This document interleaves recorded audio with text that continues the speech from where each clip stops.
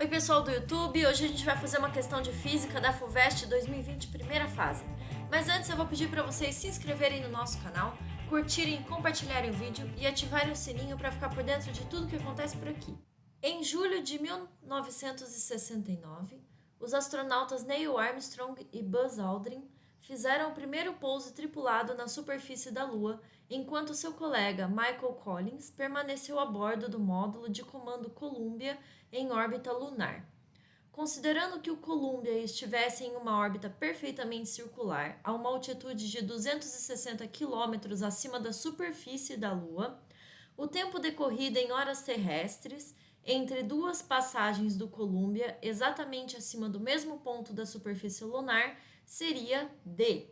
E aí ele dá pra gente algumas informações ali no note a dot, a constante gravitacional, o raio da Lua, a massa da Lua e o π valendo 3, se a gente precisar, ok? Bom, o que a gente precisa pensar aqui, né? A gente está trabalhando com a força gravitacional. Então, eu vou fazer um desenho aqui para vocês entenderem o que está acontecendo. Então, a gente tem a Lua. E aí, a gente tem aqui o nosso foguetinho, tá? Eu vou fazer uma bolinha porque eu não vou saber desenhar um foguete, ok? Então, aqui está o nosso foguete F, que é o Columbia, tá? Ele fala assim, quanto tempo vai demorar para o Columbia dar uma volta completa na Lua? É isso que ele quer dizer quando ele fala sobre duas passagens consecutivas exatamente acima do mesmo ponto, tá? Ele está falando uma volta completa em torno da Lua, tá bom? Então, ele está procurando o período em que a espaçonave dá uma volta completa, tá? A distância entre a nave e a superfície da Lua é 260 quilômetros, tá bom? Bom, vamos pensar um pouquinho. A gente tem a força gravitacional, que é Emão, que no caso é a massa da Lua, vezes a massa da aeronave, vezes uma constante G, que é a constante gravitacional, dividido pela distância ao quadrado. Essa distância aqui é importante lembrar que é a distância entre os centros dos objetos, ok? Como a espaçonave é muito menor que a Lua, a gente pode considerar ela como um ponto material, tá bom? Então, o centro dela é igual à superfície dela, ok? Então, a gente tem aqui 260 quilômetros, que é a distância da nave até a superfície da Lua, só que o nosso D vai ser essa distância de 260 mais o raio da Lua, porque a Lua é grande, né? Então, a gente tem que considerar o tamanho do raio dela. O raio dela é 1.740 quilômetros, tá?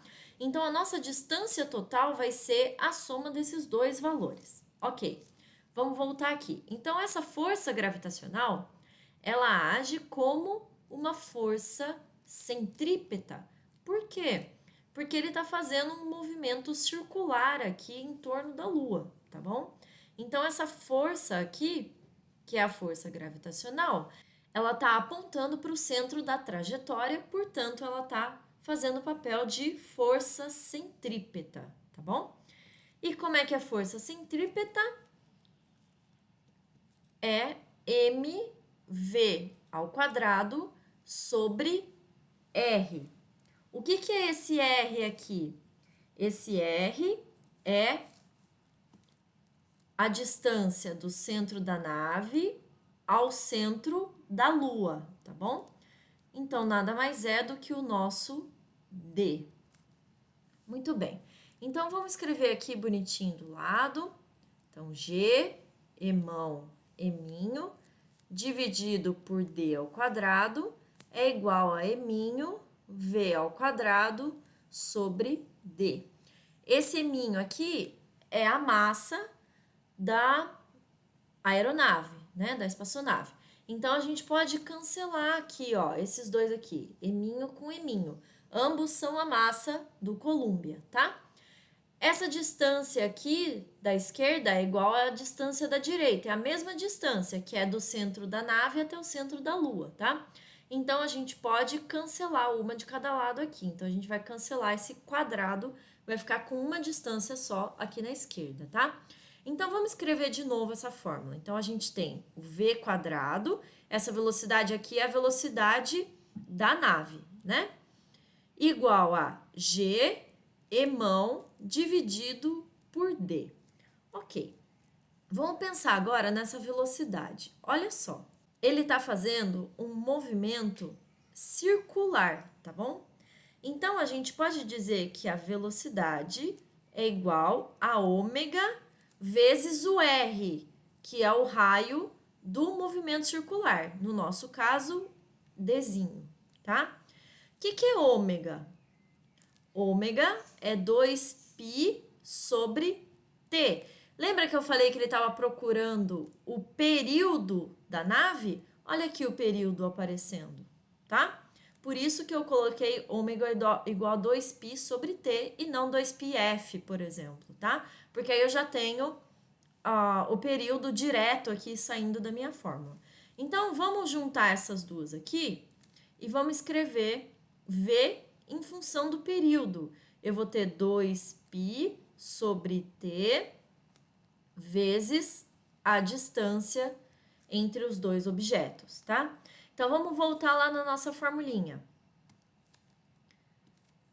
Então, no lugar do v, eu vou colocar 2πd dividido por t. Só que o meu v aqui está ao quadrado, então, tudo isso daqui que entrou no lugar do v está ao quadrado também, ok?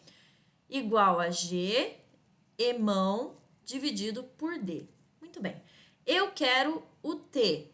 Então, eu vou aplicar o quadrado aqui dentro, nesses itens aqui dentro, e eu vou isolar o t. Muito bem. Então, 2 ao quadrado é 4.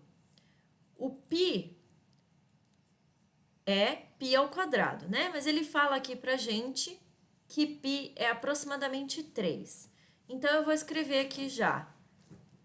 No lugar do π, eu vou colocar 3. 3 ao quadrado é 9. A nossa distância vai ficar d ao quadrado. Vocês perceberam que eu não substituí ainda os valores, né? Porque a gente vai ter mais coisa aqui para cancelar, tá bom? Então, vamos fazer algébrico para ficar mais fácil. O quadrado também se aplica embaixo, então a gente vai ter t ao quadrado igual a g emão dividido por d. Muito bem, vamos isolar o t quadrado. Então, a gente vai passar o t para lá, esse d vai para cima e o g emão vai para baixo, tá bom? Então, vamos lá. A gente vai ficar com t quadrado igual a 4 vezes 9 vezes d. Aqui é importante, ó, a gente tem um d quadrado aqui que vai multiplicar por um outro d. Então, ele vai ficar d ao cubo, ok? Dividido pelo g emão. G emão, tá? Agora, vamos fazer as contas. Então, a gente vai ficar com t quadrado igual a 4 vezes 9 vezes... Qual que é o meu d mesmo? É o 260 mais 1740, isso ao cubo, dividido pelo g. Qual que é o g? Ele fala aqui pra gente, ó. 9 vezes 10 a menos 13. 9 vezes 10 a menos 13. E o emão? O emão é a massa da Lua. Tá aqui, ó. 8 vezes 10 a 22. Então, vamos voltar aqui. Vezes 8 vezes 10 a 22. Muito bem, tem algumas coisas aqui que a gente pode cancelar. Então, esse 9 com esse 9 a gente cancela. 8 dividido por 4 dá 2. 4 por 4 dá 1. A gente já pode fazer essa soma aqui também, ó.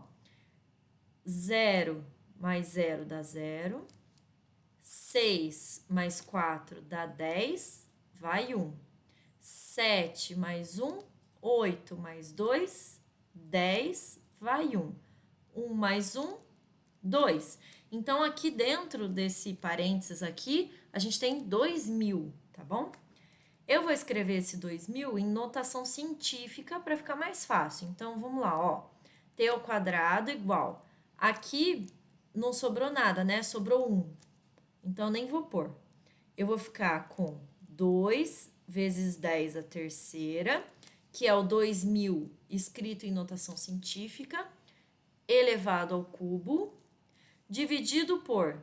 Bom, isso aqui é 1, isso aqui é 2. Então, eu vou ficar com 2 vezes 10 a menos 13, vezes 10 a 22. Aqui eu vou aplicar o cubo também aqui dentro, né? Então, vamos ficar com t quadrado igual... Quando a gente faz 2 ao cubo, vira 8. E 10 elevado ao cubo, a gente multiplica. Então, fica 3 vezes 3, que vai ser 9, ok? Então, ó, esse daqui, esse valor aqui ao cubo, virou 8 vezes 10 a nona. Dividido por 2 vezes 10 a menos 13, vezes 10 a 22. De novo, a gente pode cancelar, ó. Por 2 dá 1, por 2 dá 4. Então, a gente vai ter aqui, ó, 4 vezes 10 elevado a 9. Esses expoentes aqui, ó, eles estão na parte de baixo da divisão, né? Então, quando a gente levar eles para cima, eles vão trocar de sinal. Então, aqui, onde tem menos 13, ele vai virar mais 13. E aqui, onde a gente tem mais 22, ele vai virar menos 22, tá? 13 mais 9 dá 22. Menos 22 dá 0. Então, no final aqui, a gente vai ter t ao quadrado igual a 4. Portanto, t é raiz de 4, que é 2 ou 2 horas, tá bom? A nossa resposta, então, é letra B. Eu espero que vocês tenham gostado da resolução. Peço novamente que se inscrevam no nosso canal, curtam e compartilhem o vídeo e ativem as notificações. Bons estudos e até a próxima!